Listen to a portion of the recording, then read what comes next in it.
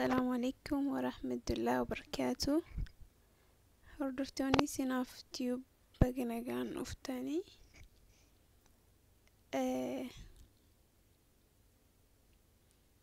arra viidiyoo kan birootiin deebi'een jira.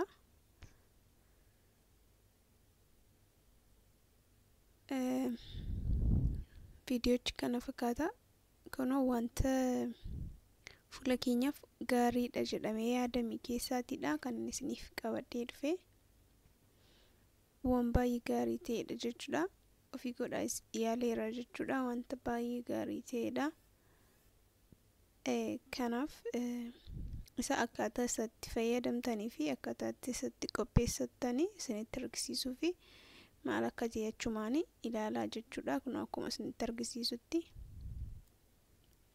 ixaana kana namni olaaltanii jirtanii iddoo inni itti argamne illee hin jiru.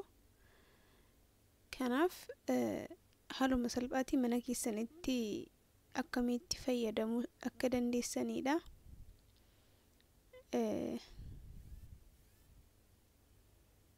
Kun akkuma isinitti mul'atu kana maal gootanii ixaana kana mankiyaa tokko waan ta'u qopheeffattan. Akkuma isaan irratti agartan kana ani amma halkan jechuudha. Guyyaas isaa ganama kastanii aga galgalaatti bishaan ho'aatti naqxanii yoo keessanii akkas ta'a jechuudha. Kun akkuma argaa jirtan kana akka aannan fakkaata. Ani galgala kaa'ee waan hin jiruufidha. Isin garuu yeroo kaa'achuuf jettan maal gootanii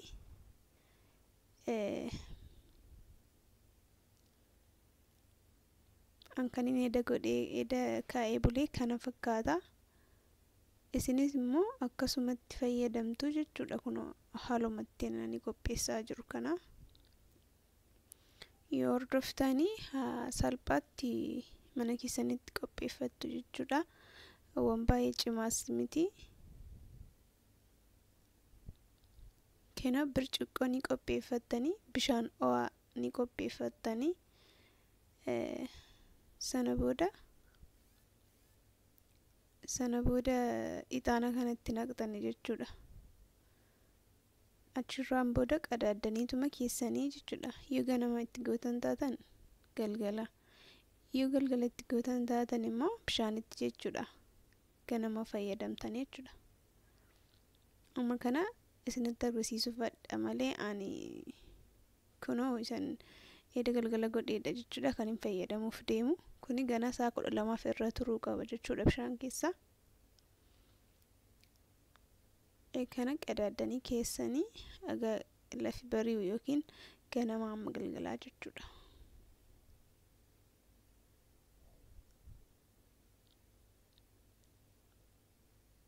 Kana booda yeroo ganama ilaaltan akkas fakkaata jechuudha.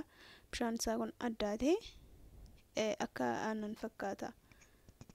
Kana jechuudha.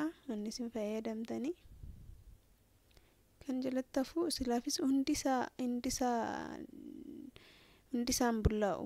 Bishaan keessattuu buleeyyuu jalatti ni hafa. Rakkoon qabu yoo hafes isin bishaanuma isaa fayyadamtan. Isin bishaanuma isaa fayyadamtanii jala isaatti kanaaf kana fakkaata. Jala isaatti ni hafa jechuudha. Hundi isaa hin ta'u bullaa'u jechuudha. Akkuma ilaalaa jirtan maal qopheeffattanii distii himatee wantichi qulqulluu wanta ta'e jechuudha. Maafi fuula keessanitti waan gootaniif waan dibattaniif wanta qulqulluu ta'uu qaba. Gimmitiimaan yaadumaanii akkam gootanii maankiyaa lamaffaa wanta ta'u itti naqxan jechuudha. Distii qopheeffattanitti erga distii qopheeffattanitti akkasitti naqxanii booddee raayis filoorii yookiin immoo ruuzii daakuu maankiyaa tokko wanta ta'u itti godhattan. Isin amma isin ga'u firiijii keessa godhattanii fayyadamuu dandeessu waan ta'u gatii ta'ee fi rakkoon qabu.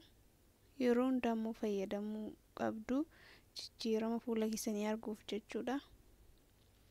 kunoo abiddarra godheeraanii abidda qannastaniituma irra keessanii sochoostanii kunoo akkuma mul'atu kana jechuudha.